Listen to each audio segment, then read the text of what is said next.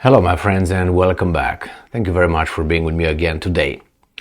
We have here an article from Sputnik informing us that the Ukrainians launched some attack on Crimea overnight and in the early morning hours.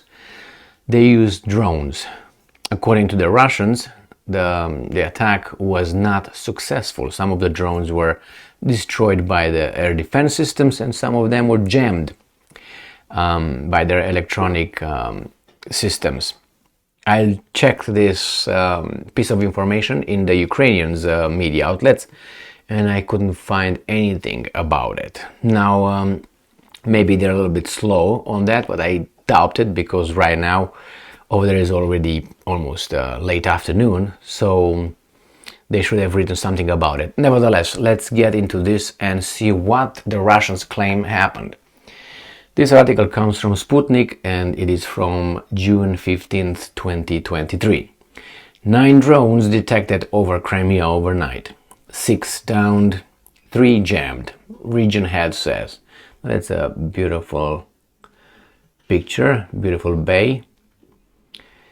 6 drones were shot down and 3 more were grounded by electronic warfare equipment in the Crimea overnight. Sergei Aksenov, the head of the region, said Thursday, and I'm quoting, 9 UAVs were detected over the territory of Republic of Crimea overnight, and in the morning, 6 were shot down by air defenses and 3 were jammed and grounded by electronic warfare equipment, Aksenov said on Telegram. One of the drones detonated in the village of Dokuchaevo in the Krasnogvardeysky district, Aksenov said, adding that there were no casualties, but windows in the number of houses were smashed. And that means it was a big drone, or they do what the Ukrainians do now. Every time the Russians launch a missile attack on military infrastructure, the Ukrainians destroy them, and then their debris fall on 3,000 houses and businesses. He added that emergency services were dispatched to the site of the accident and urged residents to remain calm and trust only verified sources of information. Now, this is a very tricky thing.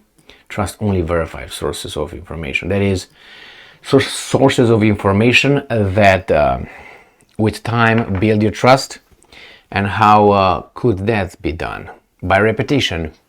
So if you couldn't find, or if you couldn't catch a liar, that means that person is, the liar, is trustworthy. That's a trust source of information. So how can you catch a liar? Well, if you look into the matter, and if you look and dig, and you verify. I'm saying this because my direct experience with American, and not only, if British as well, news media, is that they, like any other media outlet, has an agenda. And if you're incapable of, catching them on a lie, on lying, because you don't verify it, you don't check it, that media outlet is going to build trust with you. So it's the same here. Yeah, what do you mean trusted? Sputnik, you think is trusted? Some people here say no, it's not a trustworthy media outlet. Some people believe in it. The same with CNN. Some people watch CNN and say, oh, that's the most trusted news, blah, blah, blah, blah. I think it's a BS, but hey, if you dig, you're going to find out that we all make errors.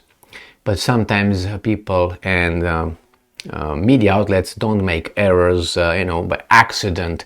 They make errors because they have, as I said, an agenda, and they either lie through omission or simply just give you the wrong information, and then if you catch them, they're going to say, sorry, I thought that was like that.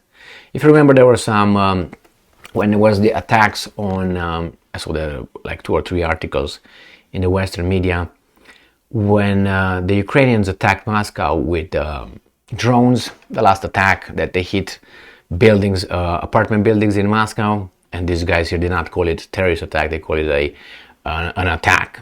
Anyway, if it would have been the other way around, obviously there were crimes and all that. So when they showed those, I think in some video here in America, it was one media outlet showed a building that collapsed somewhere in the US. That was the footage they showed of Moscow. And then when they were caught about it, they apologized. But you see, sometimes when you watch something on a TV and you watch it and say, "Oh God, look at this, what happened?" Blah, blah, blah, and you go wherever. You're not going to watch probably when the TV station is going to apologize for that thing that you saw that was inaccurate. When they come back and they mention it, "Oh, you know what, by the way, there was a mistake, my bad." You will not see that, so you remain with the same thing that you saw in the first place. I noticed this in the old days when you would read in a paper, a newspaper, yeah, with paper, pop, pop, pop, and sometimes they would make an error. They will bring at the end, or maybe the last page, somewhere in the bottom, that a correction.